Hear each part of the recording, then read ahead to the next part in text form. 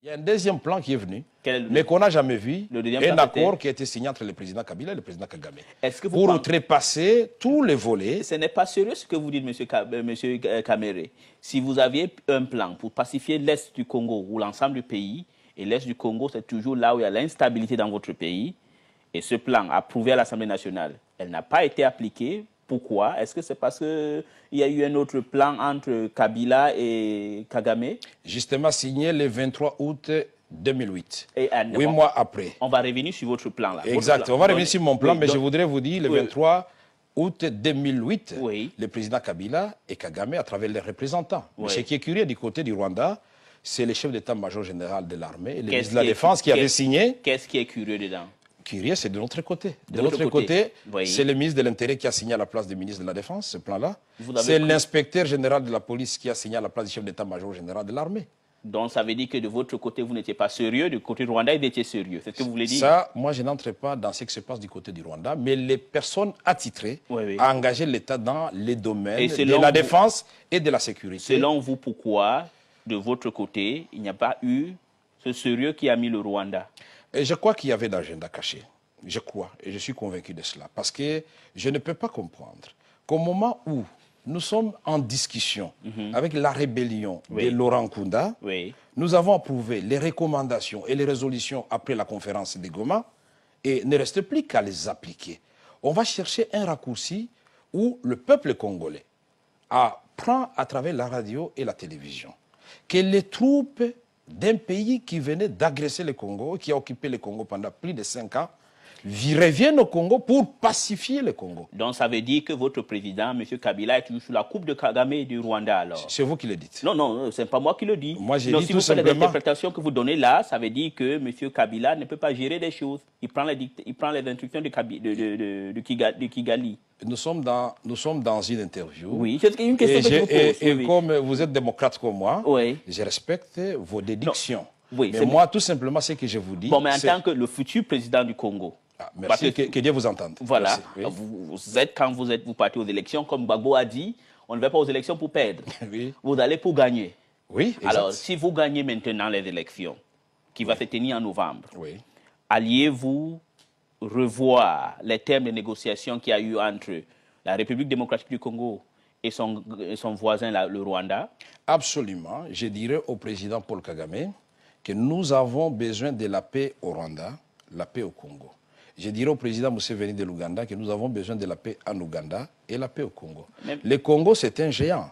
Le Congo, quand il est instable, c'est toute la région qui est instable. Le Rwanda peut avoir l'illusion d'avoir une paix, mais c'est toujours fragile. Quand tous les anciens rebelles du Rwanda, les anciens militaires d'Abiyarimana se trouvent encore sur le territoire congolais... Et c'est la faute du Rwanda, ça? C'est pas la faute du Rwanda. C'est pourquoi je voudrais lui dire que nous avons intérêt à inscrire la recherche dans la paix à l'est du Congo dans un contexte régional. D'accord. Sous-régional, parce qu'il ne faut pas chercher des solutions aux problèmes internes du Rwanda au Congo. Parce que les génotides de 1994, c'était entre les Hutus et les Tutsis. C'est toujours la communauté internationale, au nom du droit humanitaire, qui avait demandé aux Zaïre de l'époque de Mobutu d'ouvrir les frontières. Et nous avons accueilli chez nous 2 millions de réfugiés rwandais, parmi lesquels, malheureusement, les ex-Farinteramwe, qui étaient armés. Armes et munitions, chars et tout ce que vous voulez. Par votre gouvernement? Non, ils viennent de chez eux. Mais ce que je voudrais souligner ici... Mais vous les avez soutenus, toujours, vous les avez cachés. Parce que non, ils sont entrés chez nous. Je suis en train de parler d'abord... Mais monsieur Vital, je vais revenir là, sur vous êtes en train... C'est très important. Je suis en train de montrer la responsabilité de départ et la défaillance de la machine internationale dès le départ. Puisque au moment où ils sont entrés chez nous, quand ils entraient chez nous, au nom de l'opération turquoise, si on les avait désarmés... Un peu comme en Côte d'Ivoire.